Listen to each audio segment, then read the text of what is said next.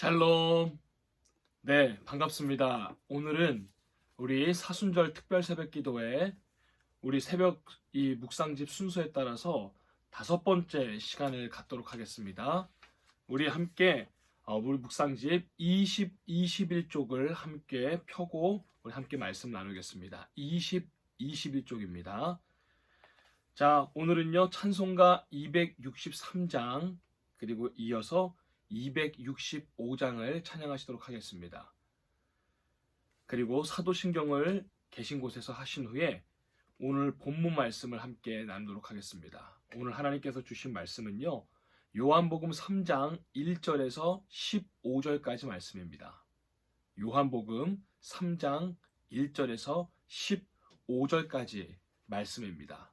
그리고 제가 대표 구절로 우리 12절 한 절만 읽겠습니다만 우리 여러분들은 지금 계신 곳에서 3장 1절에서 15절까지 말씀을 읽으시면 됩니다. 제가 3장 12절 읽겠습니다. 내가 땅의 일을 말하여도 너희가 믿지 아니하거든 하물며 하늘의 일을 말하면 어떻게 믿겠느냐. 아멘. 오늘 본문의 제목 땅의 일, 하늘의 일입니다. 자, 오늘은 또 어떤 말씀을 주실지 우리 기다리는 마음으로 함께 말씀 나누겠습니다. 자, 그리고 먼저 묵상을 하는 방법에 대해서 나누겠습니다. 물론 묵상은 방법은 자유롭습니다만 보통은 우리가 이렇게 하면 좋겠습니다. 먼저 이 묵상집을 읽기 전에 그리고 성경 말씀을 읽기 전에 먼저 기도를 짧게 합니다. 하나님께서 나에게 성령님을 통해 어떤 말씀을 주실지, 어떤 또 은혜를 주실지 기대하는 마음으로 또 사모하는 마음으로 잠시 앉아서 기도를 하는 것입니다. 그 다음에 아까 제가 말씀드린 성경 본문, 오늘의 성경 본문을 읽습니다. 천천히 읽으시면 더 좋겠습니다. 묵상은 빨리빨리 하는 게 아니기 때문이에요. 그래서 한 2-5번 정도, 많게는 3번, 그 이상도 당연히 좋습니다. 말씀을 읽으신 다음에 잠시 눈을 감아봅니다. 그리고 나에게 주시는 어떤 은혜의 구절이 있는지, 그리고 특별히 어떤 구절이 마치 확 나에게 다가오는 것처럼 은혜가 되는지를 이렇게 한번 표시를 해둡니다. 그리고 묵상집을 그 위에 이어서 읽어봅니다. 묵상집을 읽어보고 그리고 제가 나누는 설교를 함께 나누면 더 유익이 될 겁니다. 그리고 마지막으로 또 모든 순서 가운데 또 한 번 기도를 합니다. 그렇게 마무리하면서요, 내가 은혜 받은 내용은 무엇인지, 내가 또 깨달은 점은 무엇인지, 해야 될 것, 하지 말아야 될 것, 또 결단해야 될 것, 이런 것들을 묵상집 혹은 자신만의 노트에 이렇게 느낀 바를 묵상, 깊이 읽고 생각한 바를 적어보는 겁니다. 그러면은 우리에게 큰 유익이 될 것입니다. 보통 이렇게 묵상을 하게 됩니다. 아주 짧게는 10분 정도고요. 조금 더 깊이 있게 생각을 하고 나누면요, 또 저의 설교까지 들으면은 한 20분에서 길게는 1시간도 하시는 분들도 있습니다. 여러분들에게 유익한 시간이 되었으면 합니다. 자, 오늘은요, 땅의 일 그리고 또 하늘의 일입니다. 오늘 말씀을 제가 짧게 드리도록 하겠습니다. 바리새파 사람 가운데 니고데모라는 사람이 있었습니다. 이 니고데모, 바리새파라는 것은 특별히 율법, 유대인들의 법이죠. 613개 해야 된다, 하지 말아야 된다라는 613개의 법이 있습니다. 어떻게 예배를 드려야 되는지, 생활에서는 어떻게 해야 되는지, 또 사기를 당했을 때, 사고를 냈을 때, 잘못을 했을 때, 오늘날에 사람이 만든 사회법, 종교법과 같은 것을 유대인들은 율법이라고 우리가 부릅니다. 설교를 듣다 보면 그리고 성경을 또 우리가 읽다 보면 참 많이 나오죠. 율법. 이 니고데모는 율법을 가르치는 학자입니다. 선생입니다. 그리고 산헤드린 공의원의 회원이기도 합니다.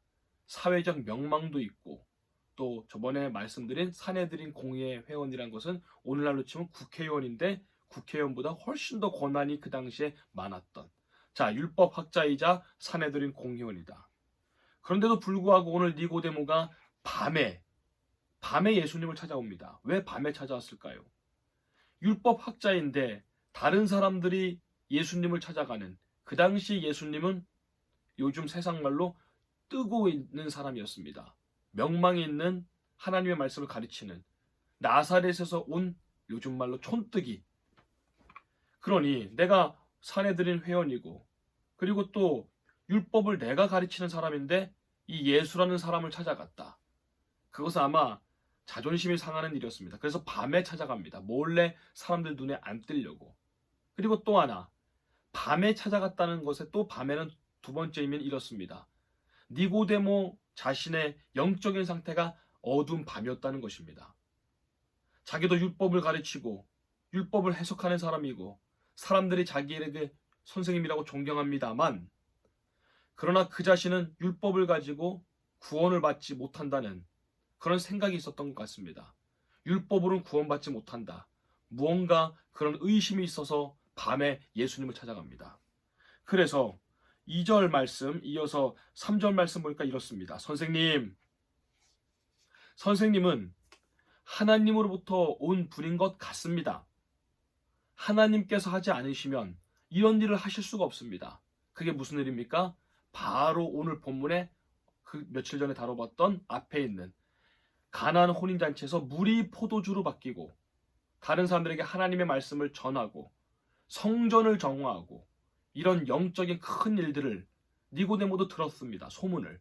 그래서 선생님, 하나님의 아들, 하나님이 아니고서는 이런 일을 하실 수가 없습니다. 근데 그 말에, 니고데모의 말에 예수님이 조금 엉뚱한 동문세답 같은 대답으로 응하십니다. 그게 3절 말씀인데요. 이런 말씀이죠. 내가 진실로 너희에게 말하노니 누구든지 다시 태어나지 않으면 하나님 나라 볼 수가 없느니라. 니고데모의 말에 예수님의 답이 이랬습니다. 우리가 잘 아는 본문 말씀이죠. 니고데모가 또 묻습니다. 아니 선생님, 우리 몸이 이렇게 컸는데 어른이 되었는데 어떻게 다시 엄마 뱃속에 들어가서 다시 태어납니까? 예수님이 말합니다.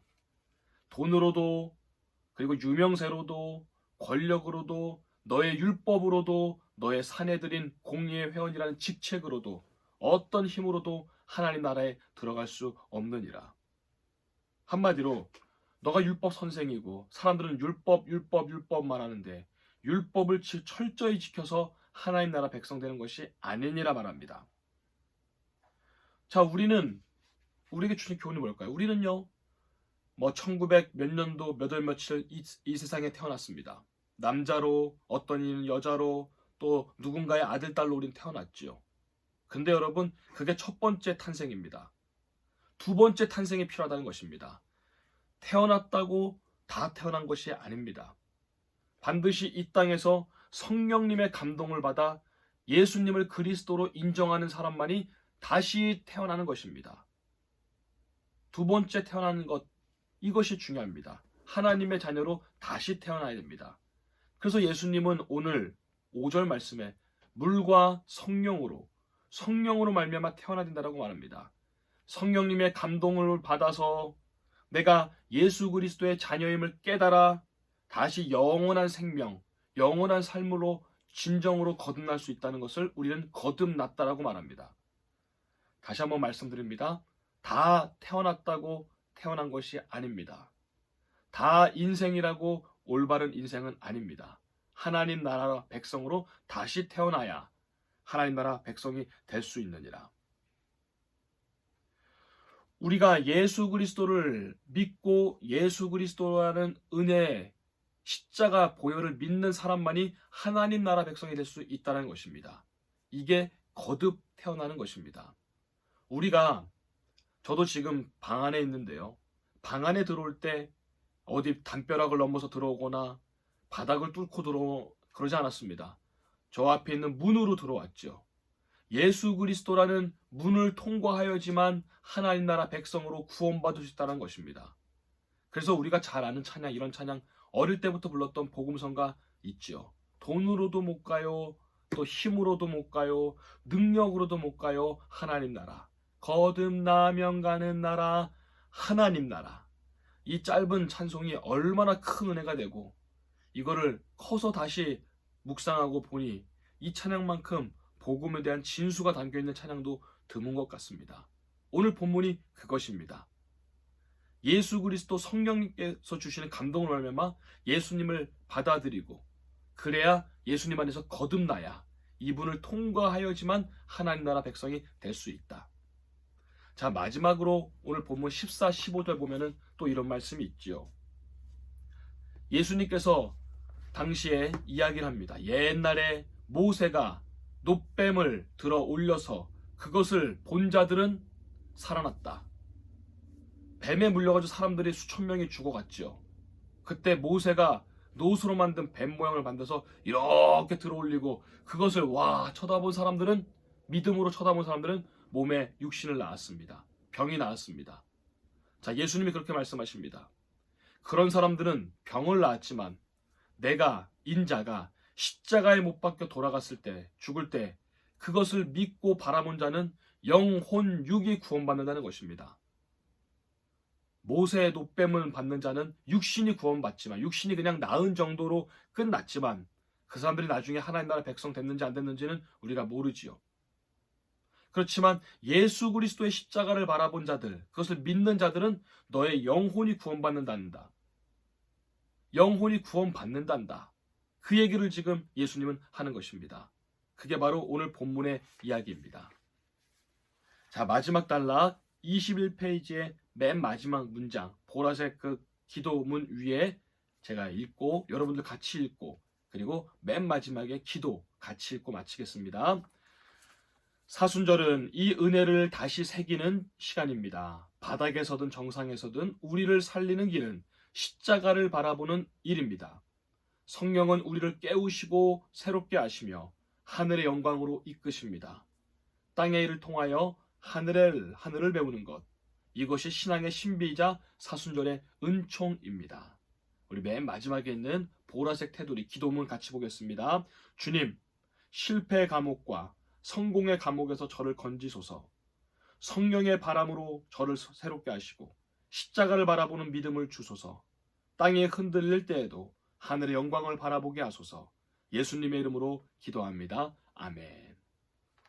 오늘 말씀을 통해 깨달으신 것들, 그리고 해야 될 것들, 하지 말아야 될 것들 개인적으로 필기를 하시거나 노트를 하셔서 여러분 마지막 묵상을 잘 진득하게 마치시고 여러분 계신 곳에서 마무리 기도로, 그리고 또 주님의 기도로 하루를 시작하시고 또 묵상은 마치시면 좋겠습니다. 오늘 하루도 승리하시기 바랍니다.